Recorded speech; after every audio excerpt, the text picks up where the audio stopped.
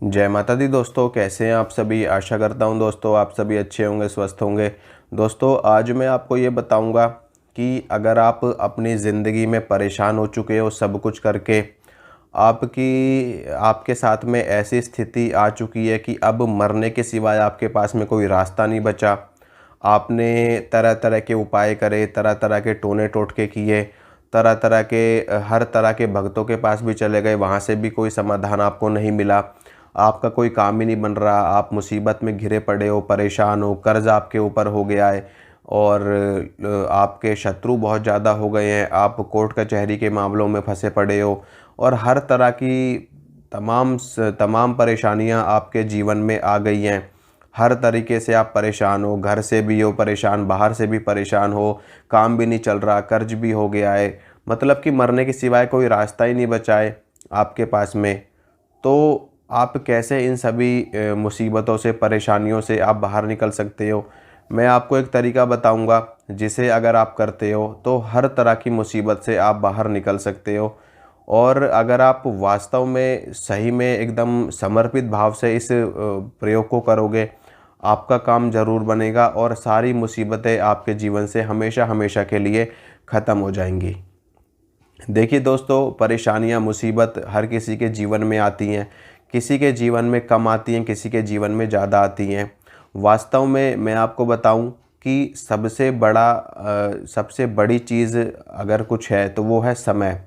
समय से बड़ा बलवान कोई कुछ भी नहीं है। इंसान कितना भी तेज़ हो, कितना भी बुद्धिमान हो और कितना भी मूर्ख हो, कितना भी बेवकूफ़ हो, समय सबसे बड़ा बलवान है।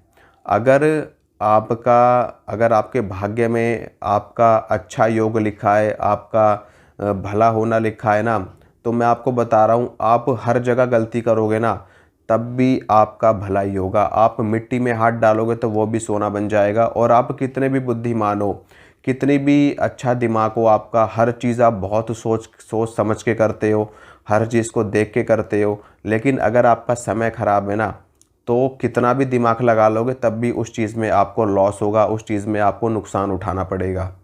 यहाँ तक कि मैं आपको बता रहा हूँ कि जिन लोगों का समय अच्छा होता है ना, वो लोग अगर ट्रेन के नीचे भी आ जाते हैं ना तब भी उनकी जान बच जाती है। और जिनका समय ख़राब होता है ना, वो लोग अगर साइकिल से भी गिर जाते हैं ना तो भी उनकी मौत हो जाती है। तो सबसे बड़ा बलवान है, समय से बड़ा कुछ भी नहीं है। इसीलिए हमेशा कहा जाता है कि अच्छे कर्म करिए और लोगों का भला करिए, समाज का भला करिए और हमेशा भगवान की भक्ति में रहिए, भगवान के भजन में रहिए, ताकि आपका भी कल्याण हो सके, आपके परिवार का भी कल्याण हो सके और आने वाले समय में जो मुसीबतें, जो परेशानी, जो दिक्कतें आपके जीवन में लिखी हैं वो परेशानियां कम हो सके। क्योंकि भगवान के भजन से, भगवान की भक्ति से, भगवान की साधना से हमारे पाप कर्म नष्ट हो जाते हैं, कट जाते हैं और हमारी समस्याएं जो इतनी सारी हैं हमारे जीवन में, वो सिर्फ़ और सिर्फ इतनी सी हो जाती हैं। इसलिए आप मंत्र का जाप करिए, भगवान का भजन करिए, भगवान की भक्ति करिए।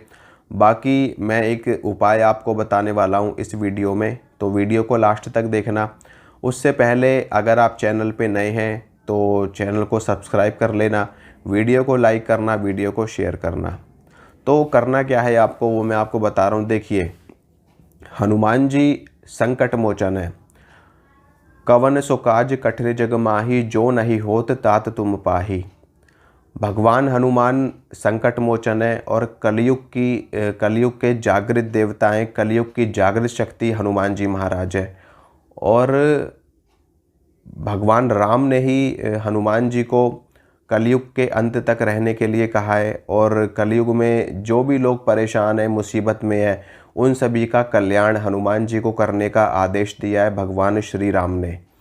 और जो भी व्यक्ति अगर मुसीबत में है, परेशानी में है, तो वो हनुमान जी का स्मरण करता है या फिर भगवान राम का स्मरण करता है, तो हनुमान जी निश्चित रूप से उसका कल्याण करते हैं, उसका भला करते हैं और उसकी समस्त परेशानियों को हर लेते हैं। हनुमान जी जागृत शक्ति हैं कलयुग की। और वास्तव में अगर आपने सच्चे मन से हनुमान जी को पुकार लिया ना, तो हनुमान जी एक ऐसे देवता हैं जो साक्षात दर्शन भी देते हैं लोगों को। अगर वो वाकई में आपके अंदर वो योग्यता, है, आपके अंदर वो भक्ति है, वो भाव है, वो श्रद्धा है, वो समर्पण है, तो वाकई में हनुमान जी महाराज आपको साक्षात दर्शन दे सकते हैं। तो हनुमान जी का एक प्रयोग मैं आज आपको बता रहा हूँ जिससे आपके जीवन की समस्त परेशानियाँ, समस्त कलेश, समस्त दुख दरिद्रता हमेशा हमेशा के लिए खत्म हो जाएगी। हनुमान जी महाराज अष्ट सिद्धि नौ निधि के दाता हैं और ऐसा वरदान हनुमान जी को जानकी माता ने दिया है। अष्ट सिद्धि नव निधि के दाता असबर दीन जानकी माता। और अगर भूत प्रेतों से आप परेशान हैं तो भूत पिशाच निकट नहीं आवे, महावीर जब नाम सुनावे। तो हनुमान जी का नाम लेने मात्र से भूत प्रेतों का नाश हो जाता है। और जीवन में कर्ज कितना भी हो आपके, अगर हनुमान जी की पूजा आप कर रहे हो तो आपका कर्ज हमेशा हमेशा के लिए ख़त्म हो जाएगा। क्योंकि हनुमान जी का जो दिन होता है वो मंगलवार का दिन होता है और मंगलवार का दिन वो मंगल ग्रह से संबंध रखता है। और मंगल ग्रह जो होता है वो भूमि से संबंध रखता है, यानी कि ज़मीन से संबंध रखता है, धन से संबंध रखता है। धन का कारक ग्रह जो होता है वो मंगल होता है। और भूमि का विवाद हो, ज़मीन जायदाद संपत्ति के जो मालिक हैं वो मंगल ग्रह हैं और वो आपको भूमि प्रदान करते हैं, ज़मीन जायदाद प्रदान करते हैं, धन संपदा प्रदान करते हैं। तो हनुमान जी की पूजा अगर आप करते हो तो ये सभी चीज़ें आपको बड़ी ही आसानी से प्राप्त हो सकती हैं। हनुमान जी की पूजा का मतलब ये है कि मैं आपको ये नहीं कह रहा कि जो मैं आपको बता रहा हूँ आप वही करो। हनुमान जी की उपासना में आप कुछ भी कर सकते हो। हनुमान जी के भजन करिए, रामायण का पाठ करिए, हनुमान चालीसा का पाठ करिए, हनुमान जी के मंत्र का जाप करिए, मंगलवार के व्रत करिए और बजरंग बाण का पाठ करिए, संकट मोचन हनुमान अष्टक का पाठ करिए या फिर सुंदरकांड का पाठ करिए। कुछ भी नहीं कर सकते तो बहुत सिंपल तरीका मैं आपको बता रहा हूँ। हनुमान जी के सामने एक धूप बत्ती जलाओ, प्रातःकाल में उठो, स्नान करो, शुद्ध वस्त्र धारण करो, आसन के ऊपर बैठो, हनुमान जी के सामने एक धूप बत्ती जला दो और एक देसी घी का दीपक जला दो।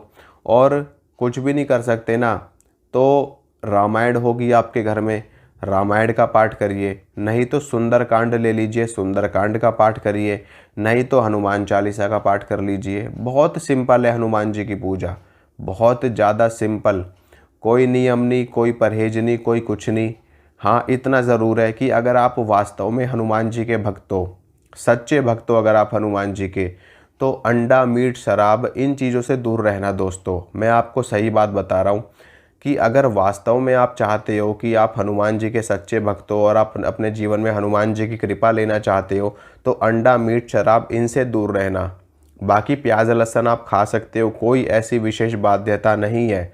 लेकिन अगर आप हनुमान जी के लिए कोई अनुष्ठान कर रहे हो, आपके व्रत चल रहे हैं, कोई उपवास आपके चल रहे हैं, तो उस दिन प्याज लहसुन तो नहीं खाना है आपको।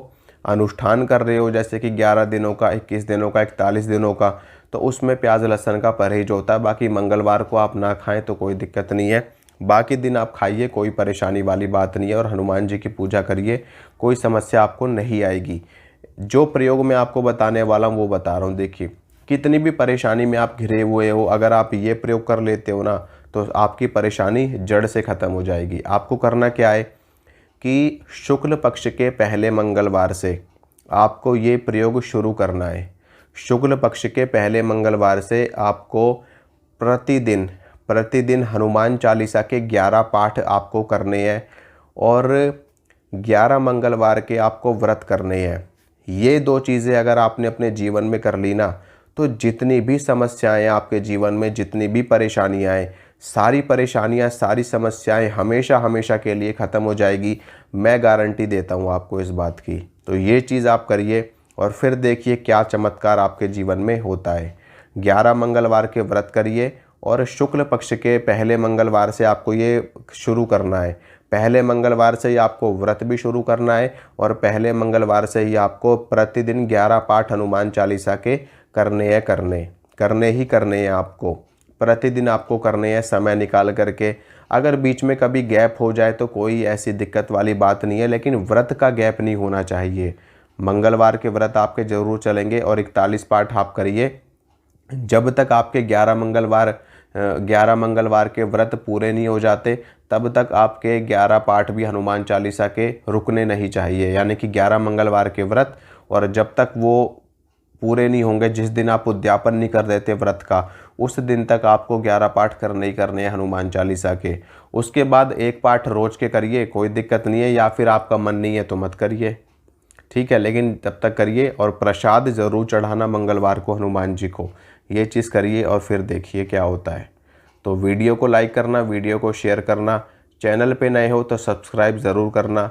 जय माता दी।